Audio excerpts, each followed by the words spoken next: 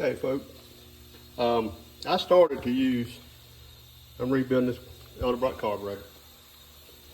I started to use a cheap Amazon kit. I ordered it. I saw some reviews on it. Some people said they liked them all right. It's $19. As you can see, I changed my mind.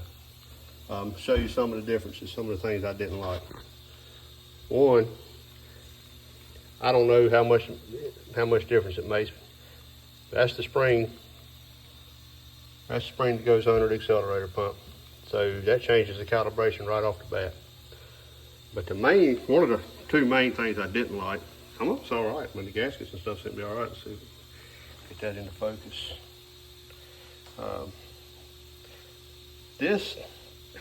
That just feels flimsy. I mean, that just feels. I wish I knew how to describe it. Just soft. It feels like it's just already wore out. Where the Edelbrock kit, I mean, that's a good solid chunk of rubber right there. And this one, I mean, it sounds like you're already starting with it wore out. It's nice that it came all assembled, but I'm just afraid to put this in. I'm afraid that with the ethanol and the gas, I think it just won't last. The biggest thing I didn't like, and I got a little clip that I'll throw in here if I can. All right, here's one of the problems with the Chinese kit.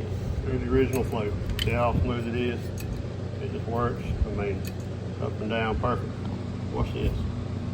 Just stuck. I mean, yes, I can fix that. I can spend the time and I can massage that till it works. But why would I want to? I mean, what if I massage it and then 6 months down the road start sticking again? And then people's got to go back into the carburetor again.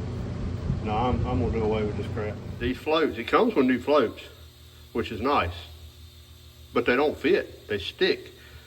Yes, I could massage them. Yes, I could work on them till they go up and down them, and they would just go up and just stick and just stay there, which is obviously not gonna work.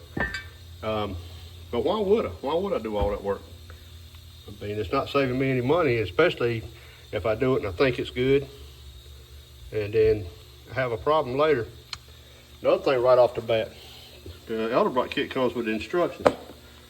Now, we don't need the instructions to assemble a carburetor, especially if you video it taken apart, which is what I teach people to do.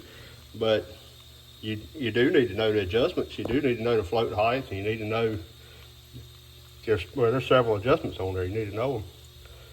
Now, it did come with, this is the cheap kit.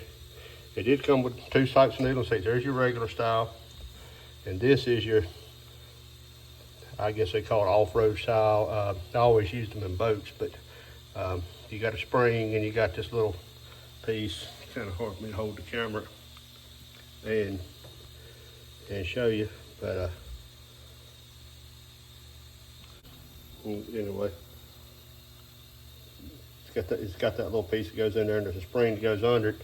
So if you're banging up and down on wake, or if you're, I guess, off-road, and I never really used them off-road. We used them in boats a lot, but if you're hitting a lot of wake on the boat, that's the way it works. It rides up and down on the float right there, and then it stays in contact with the float the whole time. You don't get the cavitation. The gaskets felt all right. It's just a lot of little things I don't trust right there.